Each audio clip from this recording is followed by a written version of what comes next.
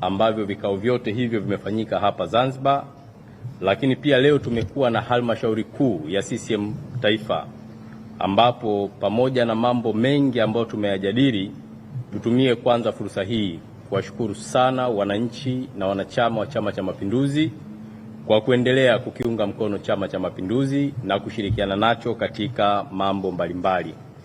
Katika kikao cha halmashauri kuu ya leo, ndugu waandishi wa habari, napenda kuwashukuru kwanza kwa kuja, na kama ambavyo nimesema awali, kikao cha NEC kilitanguliwa na vikao viwili kwa maana ya secretariat pamoja na kamati kuu.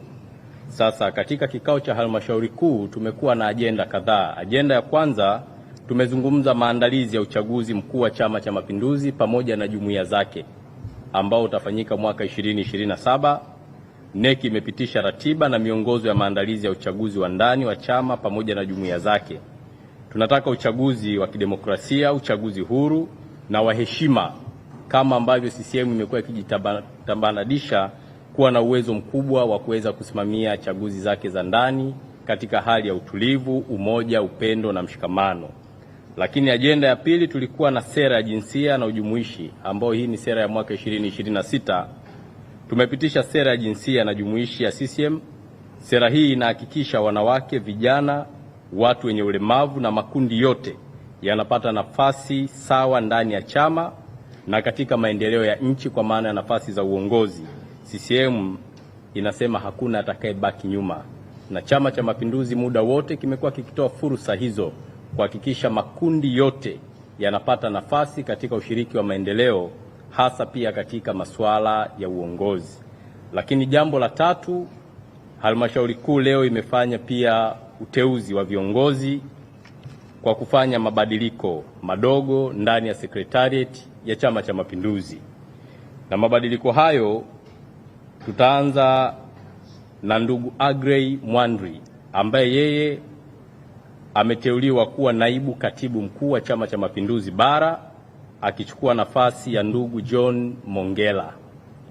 Lakini nafasi nyingine imependekezwa kwa ndugu Abdi Mahmud Abdi ambaye yeye atakuwa naibu katibu mkuu wa Chama cha Mapinduzi Zanzibar, na ndugu Abdi alikuwa ni naibu wa umoja wa vijana wa CCM ambaye anatokea hapa Zanzibar.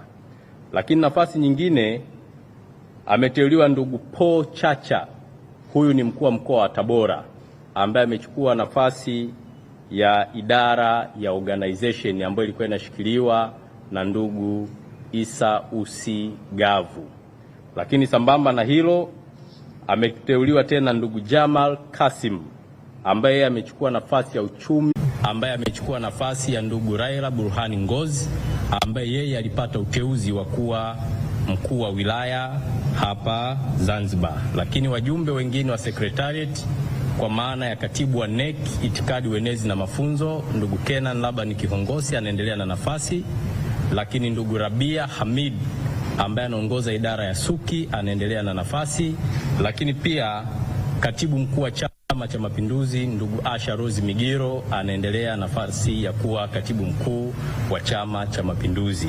Lakini jambo la nne ambalo nilipenda kuzungumza kwenu waandishi wa habari, halmashauri kuu pia na chama kinampongeza Rais wa Jamhuri ya Muungano wa Tanzania na mwenyekiti wa Chama cha Mapinduzi Mheshimiwa Daktari Samia Suluhu Hassan kwa uongozi imara, madhubuti ambao unajali maendeleo ya Watanzania. Tunaona kasi ya maendeleo ndani ya Jamhuri ya Muungano wa Tanzania ni kasi kubwa, kazi inafanyika kwa weledi, lakini ukiangalia sekta zote kuanzia sekta ya afya, miundombinu ya barabara, sekta ya maji, elimu, nishati, kazi kubwa inafanyika.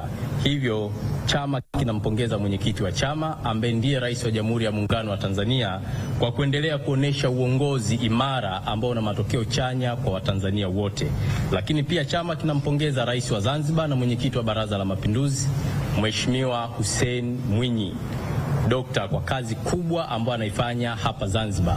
Zanzibar ya leo tunaona maendeleo makubwa, miundombinu ya barabara inajengwa kwa spidi kubwa, kazi nzuri inafanyika hapa Zanzibar. Hivyo Chama cha Mapinduzi kinazipongeza serikali zake zote mbili kwa kazi kubwa ya kutekeleza ilani ya uchaguzi ya Chama cha Mapinduzi ya mwaka 2025 2030, kuhakikisha yote yaliyoahidiwa yanakwenda kutekelezeka kwa Watanzania wote. Na jambo la mwisho, napenda kutoa wito na kusema kwa Watanzania, wananchi wanatambua Chama cha Mapinduzi na serikali yake ndio injini ya maendeleo na mipango yake.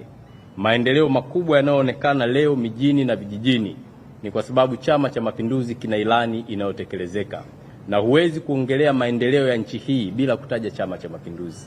Tangu mwaka 1977 CCM inapozaliwa mpaka leo kimeendelea kuongoza taifa hili. Hivyo ukiona elimu imeboreshwa, maana yake CCM imefanya kazi.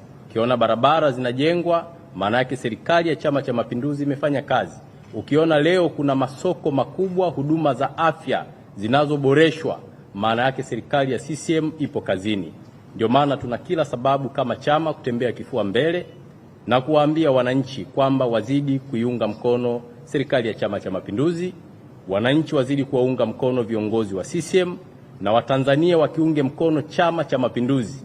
Ndio chama pekee kilichobeba ajenda ya umoja, upendo na mshikamano ndani ya taifa hili.